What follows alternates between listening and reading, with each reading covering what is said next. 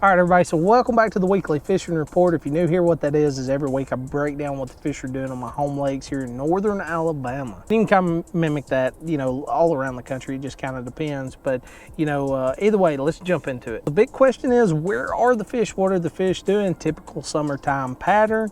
But one of the things that I can tell you is what's fixing to start happening at any moment. And you may be experiencing this, especially if you're a little further up north. A lot of these fish are kind of going to start pushing back up into these pockets and really pushing shad shallower into the shallower areas of these pockets off the main lake and stuff, and eventually get closer towards the backs of the creeks, or those residential fish are really going to start showing themselves in the creek. So you can really focus out on the main lake all you want, and you're going to catch a lot of fish on the main lake, and throughout the entirety of fall you'll catch fish from main lake all the way to your creeks and stuff. But this time of year we start kind of noticing a little bit of that transition. The bite's real hot and heavy first thing in the morning on the main lakes and your grasses, your pads, your points, some transition zones on your channel swings and stuff like that. But what I'm telling you is, don't forget, especially if you're doing your normal thing and you're not really finding fish, to check those areas, your pockets, your creeks and stuff like that. See if there's any shad in the area.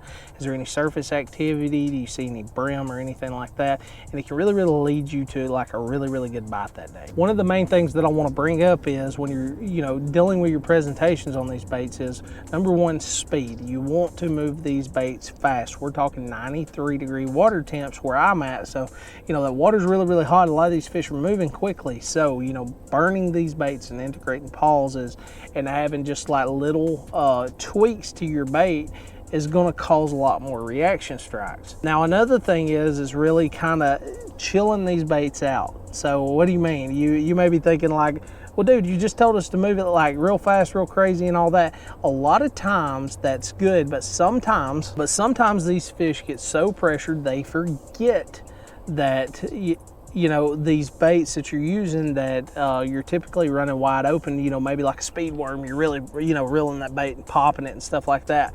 Maybe putting it on that swing head and then just kind of slow reeling that bait can cause a lot more reaction bites than, just burning that bait and, popping it and doing all this stuff. So, it can kind of go either or. So what I suggest is, try your luck on the speedy baits, those baits that you're going to burn and have acting up and all that. And then if that doesn't work out, move to your softer plastics and then kind of slow drag those baits. Integrate a pop every now and again, like you're stroking a jig or something like that. A lot of times subtle can be the best way to catch a ton of fish, and also making those baits act up, especially if they're in that real kind of I'm chasing mood where you see them busting everywhere on top water and all that stuff. So just mess around with your baits. Start on your main lake. If you're not really having a lot of success, then start pushing back up in these pockets or in these creeks and stuff, especially if you get some rain or anything like that, and see if those fish are starting to push those bait fish back there in those areas. But either way, guys, if the video helped you at all,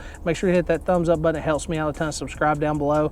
I got you covered when it comes to anything bass fishing. And comment if you have any questions, anything you want to add, or you just want to talk fishing. I love hearing from you guys. I'll see you next week.